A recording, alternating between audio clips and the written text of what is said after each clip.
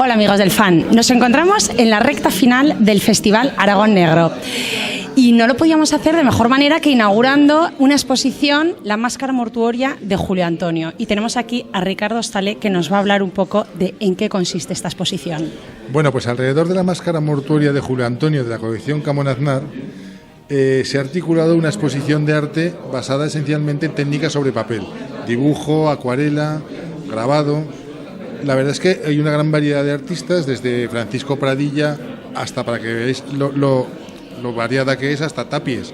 Está basada en el soporte, no en la época, ni en el estilo, ni en la tendencia, ni en nada.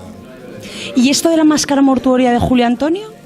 Pues hombre, claro, como el FAN es un festival de Aragón negro, hemos pensado que una de las piezas negras más interesantes en colecciones aragonesas, que ha estado muchos años en un museo, era La Máscara Mortuoria del escultor Julio Antonio, un escultor tarraconense muy unido a Aragón, y nos ha dado pie pues un poco para interesarnos por otras máscaras mortuorias, por temas criminalísticos que tienen mucho que ver con el festival. Pues nada amigos, la exposición estará abierta hasta finales de febrero y podéis venir a contemplar obras de arte de los mejores pintores del siglo XIX y XX.